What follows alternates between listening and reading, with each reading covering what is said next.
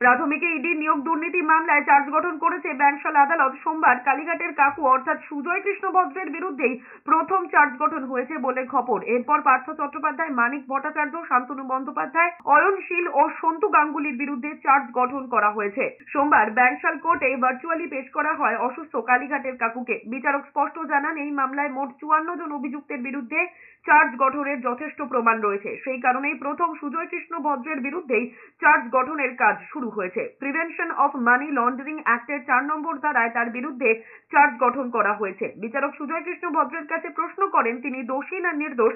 সেই প্রশ্নে কালীঘাটের কাকু জানান তিনি সম্পূর্ণ নির্দোষ। এরপরই বিচারক বলেন, কেন্দ্রীয় তদন্তকারী সংস্থা যে তথ্য প্রমাণ আদালতে জমা করেছে তা থেকে পরিষ্কার এই মামলায় দুর্নীতি হয়েছে। পাশাপাশি ব্যাংশালে ইডির বিশেষ আদালতের বিচারক সুজয় কৃষ্ণের কাছে জানতে চান তার শারীরিক অবস্থা কেমন আছে। এরপর নিয়মিত রিপোর্ট জমা দেওয়ার নির্দেশ দেন তিনি। আজকে আমাদের বিরুদ্ধে যে চার্জ গঠনটা হয়েছে সেটা যেরকম আইন মেনে হয়নি এবং সেইখানে জজ সাহেবকে আমার ক্লায়েন্ট জিজ্ঞাসা করেছে যে কে কমপ্লেনটা করেছে। জজ সাহেব বলেছে আমার সময় নেই কী কমপ্লেন হয়েছে বা কী বিষয় সেটা বলার জন্য, কেননা পুরোপুরি চার্জ করে আমার ক্লায়েন্টকে শোনানো হয়নি।